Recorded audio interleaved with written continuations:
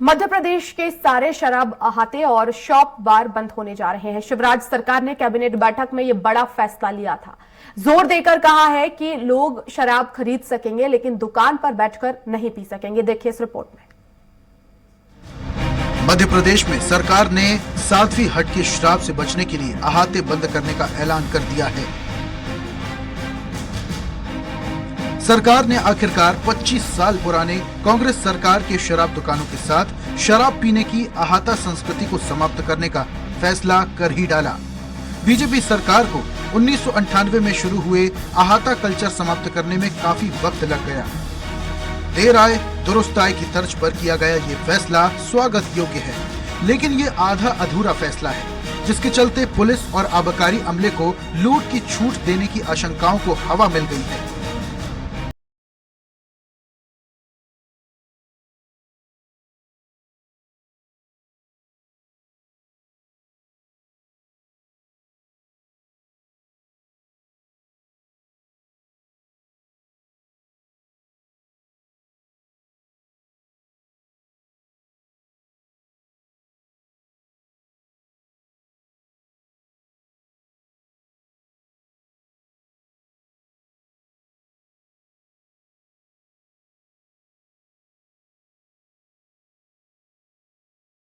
ढीली किए बगैर बैठकर पी सकते थे। इसके बाद पूरे प्रदेश में गिने चुने बार ही बचे हैं, लेकिन उनकी लाइसेंस फीस कई गुना होने के चलते शराब इतनी महंगी हो गई कि उच्च और मध्यम वर्गीय ही उनमें जाने की हिम्मत कर सकते हैं।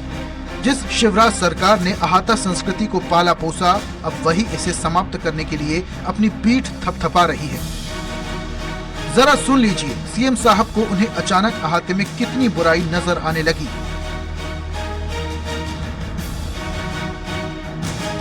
हैरत की बात यह है कि नई नीति का मसौदा तैयार करने वाले अफसरों ने इस व्यवस्था के व्यवहारिक पहलुओं के बारे में क्यों नहीं सोचा। ताजा स्थिति में जरा सोचिए कि जो शख्स अहातों में बैठकर पीता था वो कहां जाएगा। ज्यादातर घर में पीने की इजाजत नहीं होती, पियो तो घर में कलेश होगा।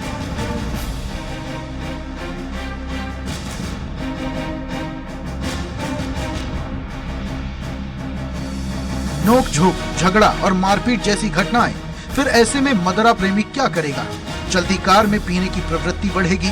देशी शराब पीने वाला सड़क, फुटपाथ के किनारों या सैर सपाटा वाले पार्कों की सुनसान होने का फायदा उठाएंगे। इससे जगह जगह कानून व्यवस्था की स्थिति निर्मित होगी।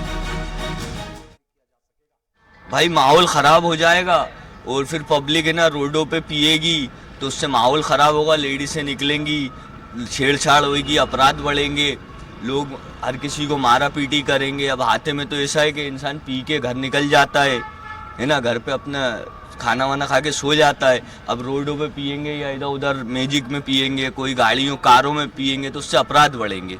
क्या होना चाहिए उसके लिए ये कि या तो वाइन शॉप भी बंद करो, आप हाथे बंद कर रहे हो तो वाइन शॉप भी बंद करो, ये जरूरी है। आशंका ये भी है कि पुलिस और आबकारी अमले की मदद से अवैध अहाते चलेंगे। सामान्य होटल भी सुरा प्रेमियों के लिए कमरे खोलेंगे। जाहिर है कि इस आधे अधूरे फैसले से आबकारी और पुलिस अमले की पौ बारह होने वाली है। हालांकि इसके दुष्परिणामों से बेफिक्र बीजेपी अपनी पीठ थपथपा रही है, तो इस संस्कृति को शुरू करने वाली कांग्रेस को सरकार को फिर से कोसने का मौका मिल ही गया।